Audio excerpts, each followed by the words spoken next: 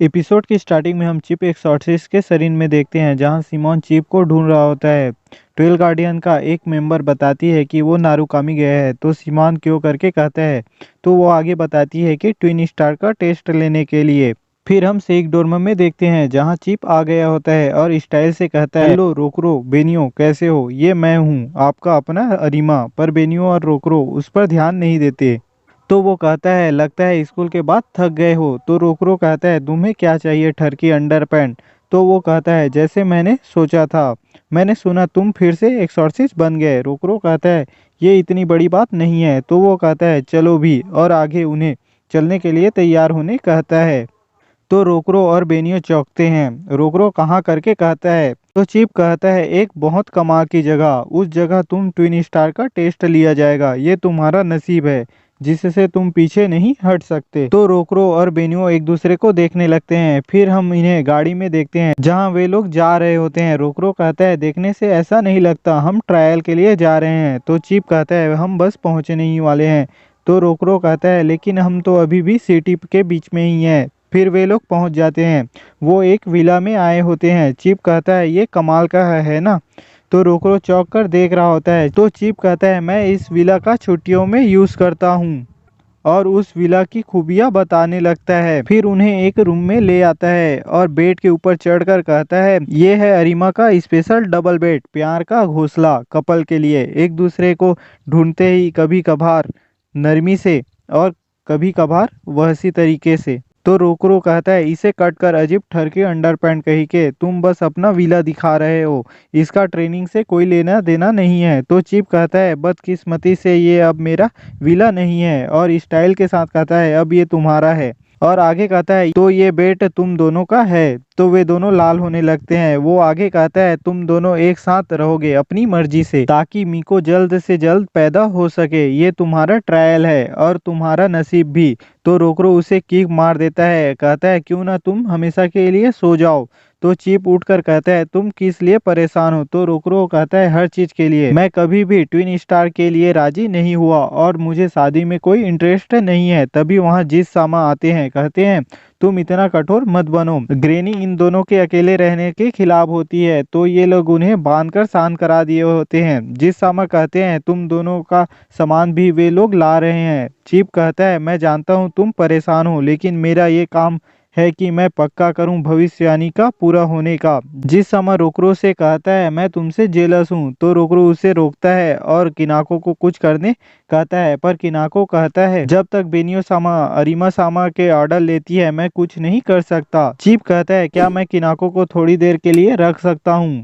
मैं इसे बाद में वापस कर दूंगा, कह के किनाको को भी वहां से ले जाता है। फिर हम रोकरो को एक रूम के पास देखते हैं। कहता है, शायद ये मेरा रूम है। और चीप की बात याद करता है जिसमें वो कहा होता है कि मैंने अलग कमरा तैयार किया है अभी के लिए, समय के साथ करीब आते रहना। फिर रोकरो उस रूम में आ जाता है और ये सोचकर कि एक लड़की के साथ अकेले घर में रहना अजीब हरकत करने लगता है। ये सब चीजें चीप एक्सॉर्सिस्ट देख रहा होता है। फिर वो बेनियो को देखता है। फिर हम बेनियो को देखते हैं जो शांत होती है और बेड का पोजीशन को चेंज करने की सोचती है और उस बेड को हटाने की कोशिश करती है। फिर हम चीप को देखते हैं जो देखकर कहता है कि माफ करना, लेकिन ये नहीं हिलेगा। और एक एक करके दोनों के रूम का डोर लॉक कर देता है। ये दोनों चौंक ही रहे होते हैं कि दोनों के रूम के बीच का वॉल भी नीचे हो जाता है और ये एक रूम में बदल जाता है। फिर रूम का फ्लोर तिरछा हो जाता है। फिर एक स्क्रीन से चीप एक्सॉर्सिस्ट कहता है कि ये तुम्हारा पहला ट्रायल है। कहता है कि छत के करीब एक एयर वेंट है, दिख रहा है। अगर तुम अंदर घुसते हो तो वहाँ एक बटन है जिससे तुम रूम को पहले जैसा कर सकते हो। मैंने एक बैरियर बनाया है जिससे तुम लोग स्पेल पावर और एन्चेंटमेंट का यूज नहीं कर सकते। इसे अपने फिजिकल ताकत के साथ करना होगा। और गुड लक कहते हुए स्क्रीन बंद कर देता है। किनाको उस पर गुस्सा कर रहा होता है। रोकरो और बेनियो इधर तैयार हो गए होते हैं। फिर रोकरो जाने की कोशिश करता है पर वो गिर जाता है। बेनियो जंप करके बेड के ऊपर चढ़ जाती है। बेनियो उसे हाथ देती है पर रोकरो शर्माते हुए कहता है कि कोई शॉर्ट्स नहीं पहनी है करके। तो वो याद करती है कि सभी को ग्रेनी ने धो दिया है और वो भी लाल होने लगती है और उसे भूलने कहती है। तो रोकरो मैं भूल गया करके कहता है। तो बेनियो उसे ऊपर आने कहती है। तो रोकरो जम करके बेनियो की हाथ के सहारे ऊपर आ जाता है, लेकिन वे दोनों एक दूसरे के काफी करीब आ जाते हैं। रोकरो माफी मांगता है तो बेनियो कोई बात नहीं कहती है। ये सब चिप देखकर हंस रहा होता है। तो वे लोग ऊपर चढ़ने का प्लान बनाते हैं और चढ़ने की कोशिश करते हैं। वे लोग आपस में टकराकर नीचे गिर जाते हैं। तो चिप उन्हें देखकर कहते हैं जहां से शुरू किया था वहीं आ गए। फिर हम सेक डोरम में देखते हैं जहां मयूरा अपने दादा से लड़ रही होती है कि आपने उन दोनों को अकेला रहने से रोका क्यों नहीं। तभी वहां रेगियो आ जाता है, कहता है एक ताकतवर केगारे दिख रहा है। फिर हम रोकरो और बेनियो की तरफ देखते हैं जहां वे फिर से चढ़ने की कोशिश करते हैं। इस बार बेनियो ऊपर चढ़ जाती है और बेड की कवर के सहारा से रोकरो को भी ऊपर खींच लेती है। ये लोग बात करने लगते हैं कि स्क्रू ड्राइवर का यूज कैसे करेंगे। तो रोकरो बेनियो को अपने कंधे में बैठाकर उठा लेता है और भारी है करके कह ही रहा होता है, लेकिन बेनियो उसे अपने पैर से दबाने लगती है। फिर बेनियो स्क्रू ड्राइवर की सहायता से उस पाइप की जाली को खोलने लगती है। ये सब किनाको देखकर और चीप की बातों से गुस्सा होकर उस टैप को तोड़ देता है। बेनियो जाली को खोल ली होती है। रोकरो उसे आगे जाने के लिए कहता है तो वो चली जाती है। फिर रोकरो भी ऊपर चढ़ जाता है। तभी रोकरो को आसुसी का फोन आता है कि वहाँ केगारे बहुत ताकतवर है, तुम लोग कहाँ हो, और उन्हें जल्दी आने कहता है।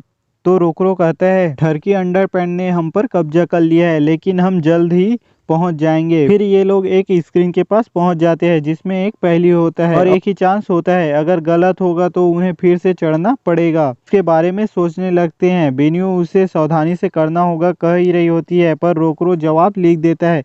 बेनियो चौंक ही रही होती है, पर रोकरो का जवाब सही होता है, इसलिए वे लोग बाहर आ जाते हैं।